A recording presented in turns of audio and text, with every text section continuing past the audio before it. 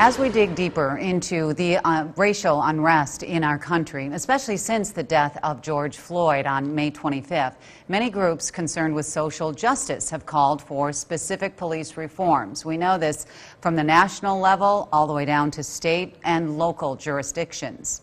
Jeffrey James Higgins is a former police officer and retired DEA supervisory special agent. You put out an article recently, Jeffrey, saying that despite the involved officers being charged, most Americans agree racism, police brutality are wrong, but you believe that there is still a group effort, but maybe not as large as some would like America to think, that cops are racist. Well, I mean, that's certainly the narrative that you hear over and over and over. All you have to do is turn on the television or open a website or look at a newspaper headline, and you see it a lot. And I mean, listen, there are certainly cases of racism.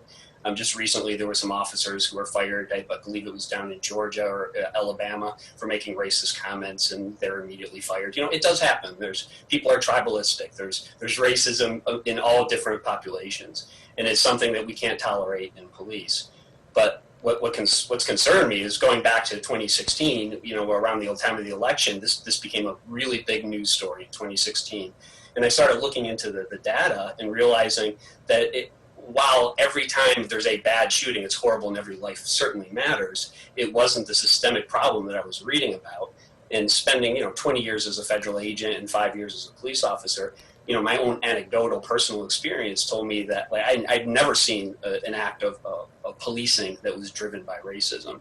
So something that really bothered me, and we keep seeing this narrative over and over and over again. So I wrote an article back in 2017, I did another one in 2018, looking at the data and just trying to honestly look at it. Because let's be frank, if there's a big national problem, a systemic problem, we need to fix it, right? The last thing we want are corrupt police officers or racist police officers or police officers using excessive use of force. It's just not something we can tolerate in this country.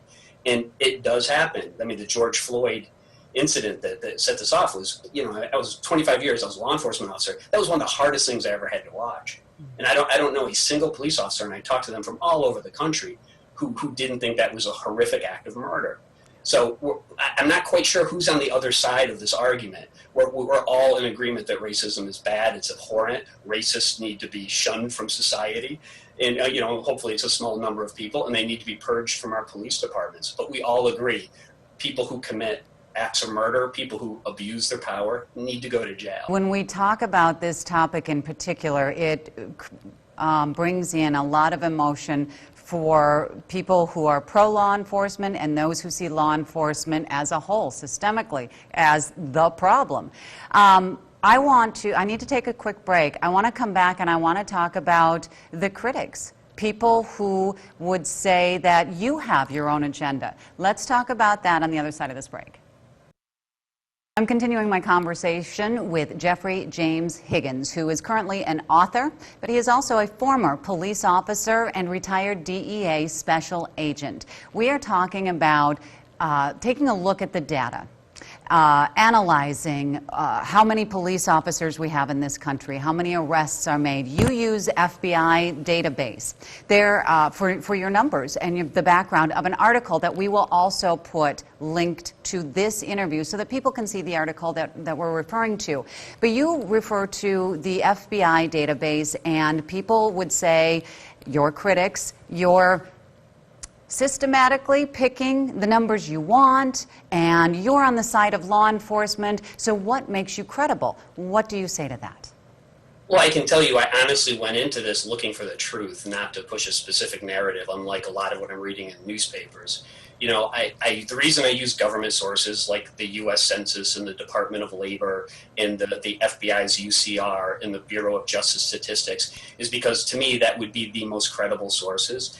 I've looked at other sources, there is variety, and we can certainly look at all of them. The numbers are so skewed to show what a very infinitesimal number of bad shootings there are with police every year, where people are shot and killed when they shouldn't have been by police, that even if you took the most extreme numbers by like an activist group, it would still be a statistically insignificant number. And when I say that, I mean statistically insignificant, right? Every life, if somebody's shot and murdered improperly by the police, it's a horrible tragedy, and people need to go to jail forever for it, right? So, you know, the numbers, I mean, there's close to 700,000 sworn police officers in this country, which means about 50,000 officers for every one unarmed black male who's shot and killed every year.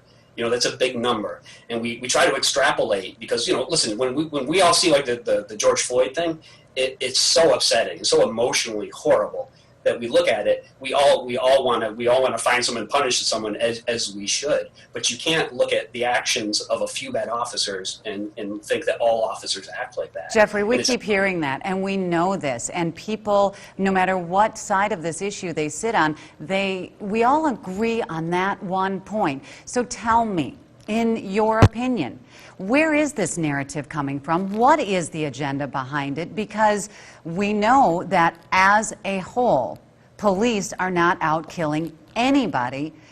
It happens. What happened to George Floyd, nobody is arguing, was awful.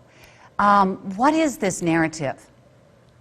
So, you know, listen, I have my own personal opinions on this. I mean, I think there's definitely politics behind a lot of the narratives that you're hearing. But I'm not going to guess what people's, you know, some people are very well-meaning, by the way, and I think they just literally are uninformed.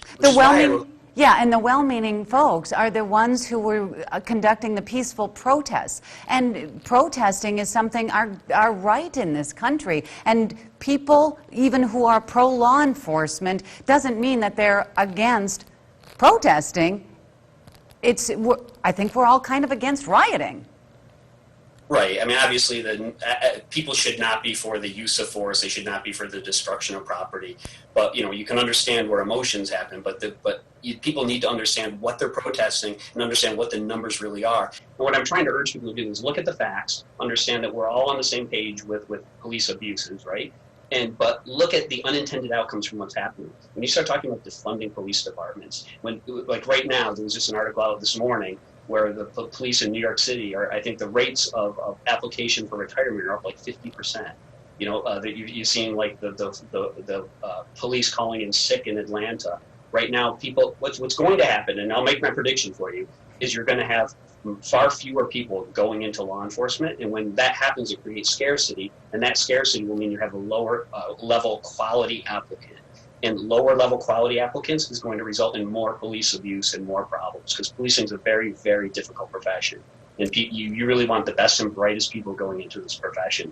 And right now, when people are getting charged for doing things which were absolutely legal and how they were trained, like we saw with the shooting that recently happened in Atlanta, you know, when cops walk off the job, when you see that kind of thing happening, nobody's going to want to get into this. The number of felonies and the number of homicides skyrockets in places where police have been accused of these abuses and they stop proactively policing. And the people who are most hurt by that are minority communities, high crime neighborhoods that need the police more than anyone. They need good, honest, you know, not racist police for sure, but these are the people who need police, and we need to support our police. And the best way to do that is actually find where the problems are and don't go off with false narratives, which is going to make people not want to go into policing. It's a really, really dangerous situation right now. Jeffrey, I am not out to change the world. I am just looking for good conversation, which you gave me. So I appreciate your time and your insight, sir. Well, thank you very much for having me. It's an important conversation, and I hope people can speak unemotionally and look at the facts. Thank you, sir.